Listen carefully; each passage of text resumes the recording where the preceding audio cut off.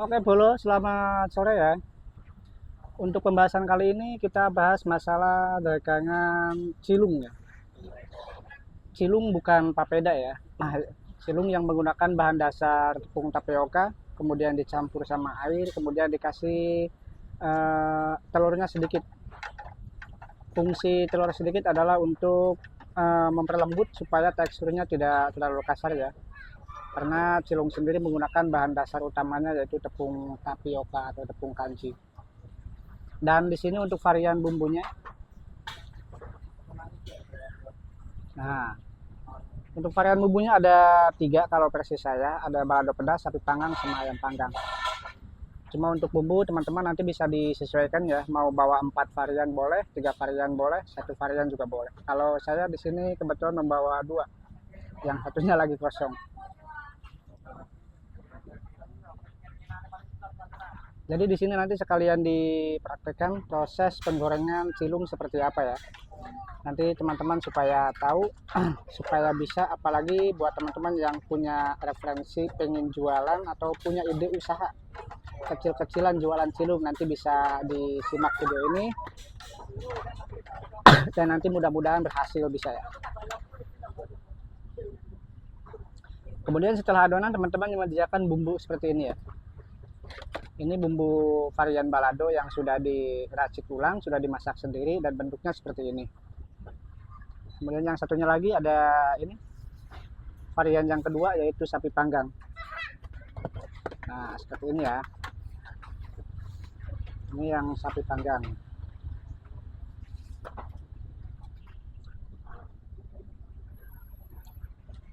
Jadi untuk proses penggorengan cilung beda sama telur gulung ya. Kalau cilung usahakan teman-teman minyaknya nggak usah panas.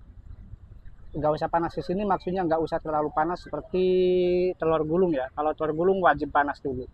Kalau cilung apinya bahkan nggak usah terlalu panas. Karena apa? Karena ketika nanti apinya kepanasan, ini nanti adonannya ketika dituangkan ke minyak bakalan garing dan sisa nggak bisa nempel ke sunduknya ya, ke tusuknya. Seperti itu. Itu poin yang pertama teman-teman ya. Untuk yang kedua, ini sering-sering diaduk teman-teman. Ini kan bahan dasarnya tepung kanji, jadi ketika nggak buat melayanin, dibiarkan maksudnya, ini bakalan ngedap ke bawah dan susah untuk diaduk lagi. Soalnya dia ngedap di bawah, jadi sering-sering diaduk ya.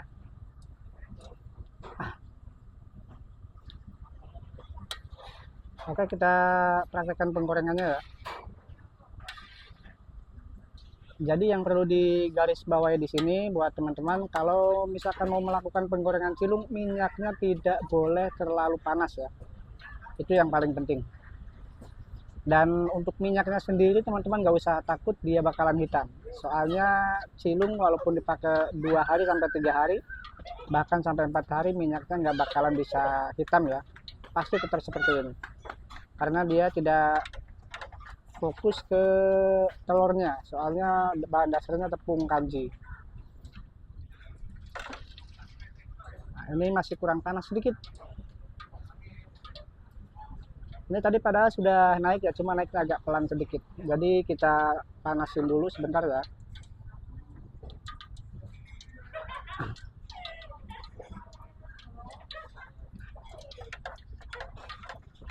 Diaduk dulu supaya yang ngedap di bawahnya bisa campur rata ya. Oh ya, untuk adonannya sendiri nggak usah dikasih bumbu kaldu teman-teman ya, bumbu kaldu atau penyedap rasa nggak usah. Soalnya cilung di sini dominan sudah pakai bumbunya yang sudah asin. Jadi untuk adonan nggak usah dikasih bumbu, cuma tepung sama air aja. Oke, kita coba teman-teman ya.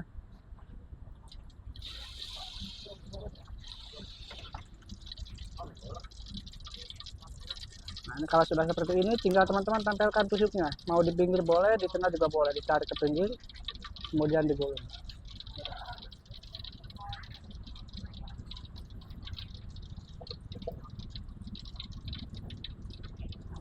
Jadi bentuk tampilannya seperti ini ya, ketika belum diolesin pakai bumbu ya.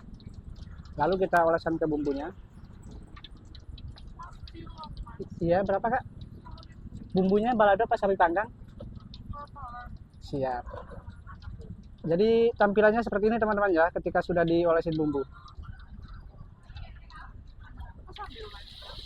Dalam? Ini cilung.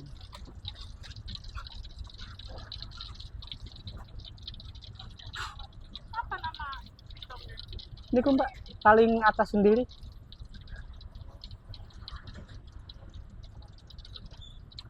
Nah, seperti itu teman-teman ya. Oke, cukup sekian dulu. Semoga bermanfaat.